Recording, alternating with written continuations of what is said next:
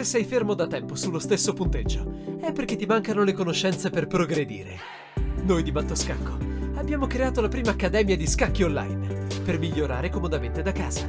Vienici a trovare e scegli il corso più adatto alle tue esigenze. academy.mattoscacco.com. Ciao a tutti amici di Mattoscacco, ben ritrovati. Oggi vi propongo una partita incredibile, una delle più famose partite di quest'anno. E non è una partita dove ha giocato Carlsen, forse dove ha giocato Nakamura, il famosissimo Niemann di cui tutti parlano di questi tempi, ma è una partita giocata in televisione. E qualcuno dirà, ma come mai gli scacchi si trovano in televisione? Non ci troviamo in qualche nazione molto, molto remota, sperduta, dove forse gli scacchi sono molto più apprezzati rispetto all'Italia, ma ci troviamo in Spagna. Gli scacchi sono stati protagonisti di un talent show, l'equivalente di Italia's Got Talent, che chiaramente qui in Spagna si chiama Spanish Got Talent. E gli scacchi sono stati protagonisti di questo programma con un personaggio misterioso, un maestro ormai diventato parecchio famoso anche nei social network, spesso lo trovate, si chiama Rey Enigma, quindi un professionista incappucciato che ha avuto la possibilità di partecipare a questo programma televisivo e nella finalissima, avere di fronte un ex campione del mondo quale Anatoly Karpov. Ok, c'è anche un aneddoto di quella trasmissione finale, per 1 minuto e 30 anch'io parlo in quella trasmissione, quindi in prima serata nel programma spagnolo. Se siete curiosi, cercate pure il video. La partita è iniziata così: D4, cavallo F6, cavallo F3 e 6. E in tanti video, o comunque Rey Enigma è diventato anche molto famoso per aver approfondito tantissimo questo sistema, che appunto prende il nome di sistema di Londra Colle, in cui l'alfiere va in D3 e poi con calma si cerca di realizzare la spinta in E5. Rey Enigma con il bianco contro Karpov che ha giocato alfiere B7, idea logica, controllare a distanza la casa E4, e a questo punto cavallo D2 ripropone nuovamente l'idea del bianco. C5 per il nero, C3, mossa solida.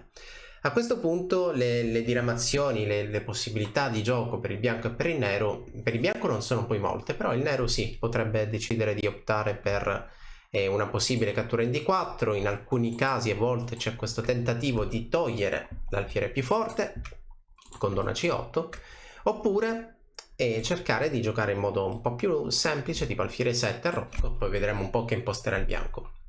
Il bianco in realtà è un po' più limitato, perché il piano del bianco è semplicemente la realizzazione della spinta in E4. Donna E2, la mossa della partita, riesce in questo, e pedone per D4 la scelta di Karpov. E la ripresa in D4 del bianco, la mossa sulla scacchiera. È chiaro che qui si possono giocare tante mosse, tra cui D5, che in realtà non è poi la mossa più frequente. D5 è una scelta concreta, il nero gioca D5, il nero dice al bianco ok, questa spinta in E4 non la realizzerai più per questa partita, però cede la possibilità al bianco di saltare in E5, che è anche un altro tema dell'apertura. Un cavallo in E5 spesso è sostenuto dal pedone in F4 e dopo a rocco prepara quella manovra che in tanti video avete sentito chiamare la manovra dell'ascensore, quindi la torre che va in avanti si sposta nella colonna di fronte all'avversario e lì potrebbe creare qualche problema. Infatti il nero decide di cambiare in D4 e di riservare la possibilità di giocare D6 non giocando D5. Infatti la partita prosegue con arrocco corto per il nero, arrocco corto per il bianco, pedone in D6. D6 evita il piano di giocare 5. Il bianco prosegue, gioca torre 1, consapevole che deve cercare di portare i suoi pezzi in avanti. Adesso vi racconto un altro aneddoto di questa partita, perché il maestro mascherato, il supereroe degli scacchi, Rey Enigma, in caso di sconfitta aveva dichiarato di svelare la propria identità. E quindi Karpov chiaramente vuole giocare per vincere, tutti si aspettano che Karpov vinca, e adesso vediamo ulteriormente come è andata la partita. Pedone A4. Pedone A4 vuole limitare la spinta B5, e questi due pedoni che hanno creato un'isola pedonale più piccola, solitamente il nero cerca di portarli in avanti per aggredire la struttura pedonale avversaria, creando quello che si chiama attacco di minoranza contro appunto la maggioranza di pedoni dell'avversario. Cavallo D7, pedone H3, torre 8 sono tutte mosse elastiche. La torre in E8 guarda da lontano la donna e in realtà ha anche un'altra idea, che è quella di lasciare la casa libera a un pezzo leggero per manovrare, che potrebbe essere il cavallo che si dirige in F8 per un alfiere in F8 per poi essere riciclato in fianchetto. Cavallo C4, donna C7 e a questo punto alfiere G5. Un po' più precisa, alfiere F4, cercando di prendere di mira questo pedone e sperando che l'avversario decida di sbilanciare un po' il gioco, magari attraverso qualche spinta. La spinta in E5 non è realizzabile in questo momento e non è il piano del nero in realtà, però questa coordinazione limita parecchio il nero. Quindi alfiere F4 c'è un precedente di una partita giocata a livello magistrale tra professionisti dove si continua con alfiere F4 e Re Enigma ha giocato alfiere G5. Pedone in H6, alfiere H4, famosa triangolazione, l'alfiere cambia diagonale cercando di provocare indebolimenti all'avversario. Una mossa come G5 che sembra spontanea perché attacca nuovamente l'alfiere in realtà sarebbe un po' disastrosa, perché il bianco torna indietro, poi gioca H4 e il pedone H è sufficiente per demolire la rocca avversario. Dunque Karpov ha giocato cavallo D5, idea saltare in F4, idea semplificare. Prima semplificazione dell'alfiere e il cavallo ha ripreso. Cavallo E2, il bianco vuole manovrare, il nero ripropone cavallo D5, è pur sempre una partita a lampo, quindi si gioca con la cadenza di 5 minuti a testa. Donna G4, cavallo F6, donna H4. Il piano del bianco è cercare, qualora sarà possibile, una manovra di torre portando la torre contro il avversario, iniziando a minacciare possibili catture in F6 o in H6 con la donna. Il nero da parte sua è pronto a creare questo attacco di minoranza, quindi gioca in questo momento B5, attacca il cavallo, cambio in B5 e semplificazione in A8. Come vedete tutti, o meglio i pezzi più importanti, i pezzi pesanti del nero sono diretti su questo lato di donna. Il nero è pronto a giocare B4, il nero è pronto a giocare anche per il blocco sulla casa C4. Quindi il nero ha svelato le sue carte, il bianco deve dimostrare che ci sia qualche iniziativa. Torre 2 è la mossa del nero, il nero appunto, ok sto ripetendo il nero, e Karpov vuole che il bianco spinga i suoi pedoni per indebolire la sua struttura. C'è anche una tattica minacciata perché il cavallo in D2 non è difeso da nessuno e quindi cavallo per C3 potrebbe essere una risorsa. Cavallo in D1 difende tutto e a questo punto alfiere C6. Cavallo E4 per Re Enigma e dopo cavallo per E4, donna per E4 cercando di entrare sul lato di Re, quindi bisogna cercare di creare qualche indebolimento. Cavallo F6, donna E2 facendo pressione sul punto B5 e a questo punto donna B7 e difende e restituisce l'idea tattica perché sta facendo adesso il nero pressione sul punto G2. Cavallo E3 è il momento di manovrare nuovamente e quell'attacco di minoranza di cui avevo parlato qualche mossa fa si realizza con la spinta in B4. Attenzione perché il bianco non è costretto a catturare e dunque decide di giocare C4. C4 in alcuni casi preparerà la creazione di un pedone libero con la spinta successiva in C5 e in altri casi potrebbe essere una mossa opportuna per chiudere la diagonale all'alfiere bianco del nero. Donna B6 in partita, alfiere B1 vuole scacciare la donna e a volte riproporre questo tema della batteria, quindi l'alfiere sicuramente si trova molto meglio in B1 rispetto a D3. Una mossa come torre 1 che vincola un po' la posizione perderebbe all'istante perché alfiere H7 è lì nell'aria, scacco di alfiere, le torri vanno a contatto e quindi torre per A1 sarebbe sicuramente la scelta immediata. Torre D1, pedone B3 e a questo punto D5 come annunciato per cercare di chiudere la diagonale all'alfiere avversario. Cambio al centro, riprendo e dopo alfiere B5 che guadagno un tempo, occhio perché siamo di nuovo pronti per creare quella batteria. L'apertura del bianco è un'apertura in cui inizialmente si gioca in modo solido, però sempre durante il corso della partita dobbiamo cercare di creare iniziativa sulle case bianche ed è quello che il Re Enigma effettivamente sta cercando di realizzare. L'alfiere va in D7, cavallo salta in G4 cercando di rimuovere il miglior difensore. A questo punto, dopo il cambio, la ripresa di pedone. In alcuni casi questo qui sarà un pedone importante per andare in avanti, aprire il lato di re e scacciare quel cavallo difensore. Donna B4 sulla scacchiera, alfiere F5, torre 8, re H2.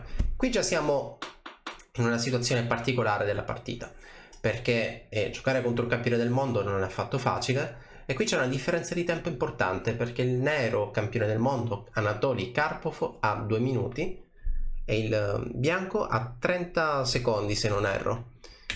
Ok, torre E5, torre D3 cercando di prendere di mira questo pedone, torre per B3, vantaggio per il bianco, torre 8, qui il bianco sembrerebbe che stia meglio. In realtà la posizione, nonostante il pedone in più, è una posizione equilibrata, perché bisogna fare attenzione alle molteplici minacce che ci sono in partita. In alcuni casi anche una mossa come G6, diciamo qualora la donna nera si trovasse qui in D4, potrebbe creare problemi. L'alfiere si sposta, cavallo per G4 crea spiacevoli attacchi. Torre C3 sulla scacchiera, donna D4, B3, mossa timida, cavallo D5, parità materiale in gioco. Donna E5 per Karpov, attacco il re che viene difeso con la donna, e attenzione qui colpo di scena, perché la mossa istintiva di Karpov, cavallo F4 che attacca la torre, in realtà è una mossa che perde. In partita non è stata trovata la soluzione, quindi la propongo a voi, magari mettete in pausa il video cercando la mossa del bianco. Non so se avete messo in pausa il video, ma la mossa del bianco vincente è questa.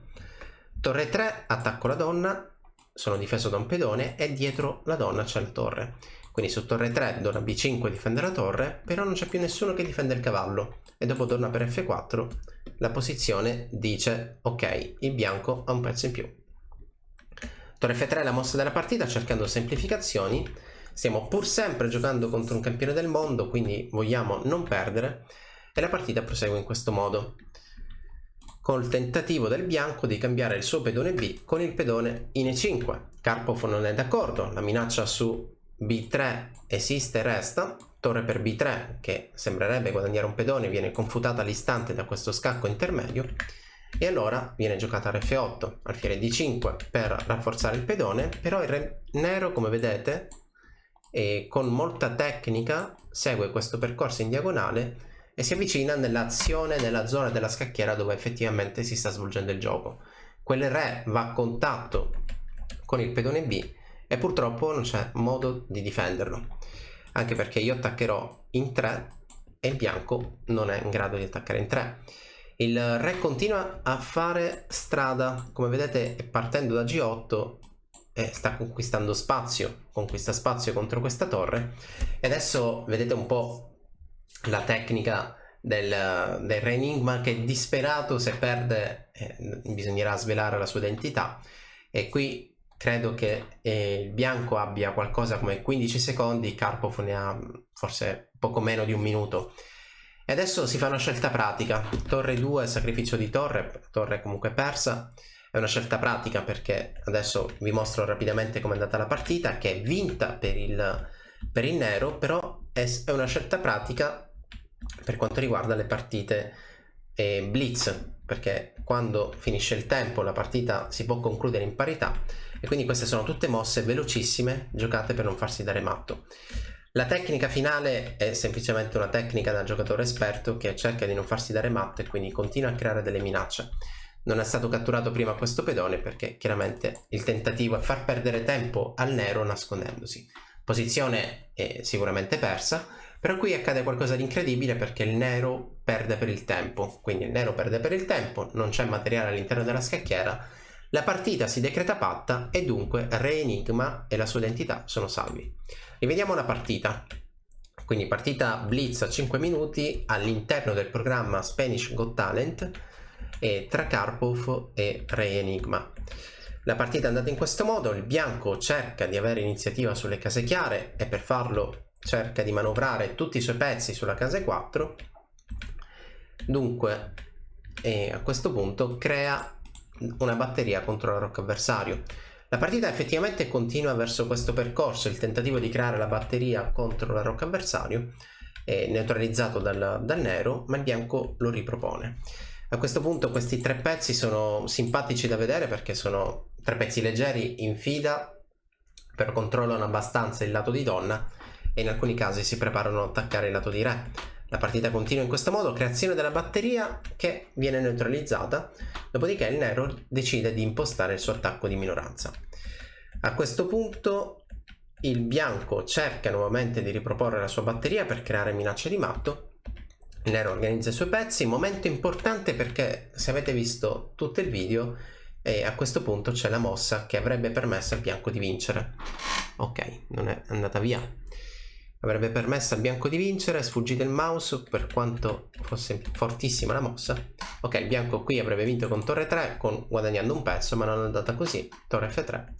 E la partita, andando un po' rapidamente, è andata verso questo finale, dove la tecnica del nero è fortissima perché il nero centralizza il suo re e poi, come avete visto nella parte finale, in una situazione con pochi secondi a testa, è accaduto qualcosa di incredibile in cui nel tentativo di salvare il risultato il bianco cede tutti i pezzi, creando situazioni dove è molto difficile dargli scacco matto. Ok, i scacchi vi assicuro che in Spagna sono 20 anni avanti rispetto all'Italia, tante trasmissioni l'equivalente di Rai 1, Rai 2, Rai 3, Canale 5, Rete 4, Italia 1 eccetera, e hanno dato spazio al gioco degli scacchi quest'anno.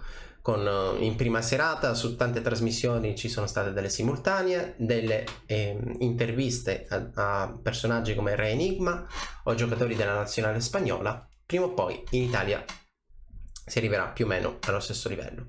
Spero che questa partita vi sia piaciuta, l'invito è sempre quello di seguire Mattoscacco, appuntamenti alla prossima, ciao a tutti!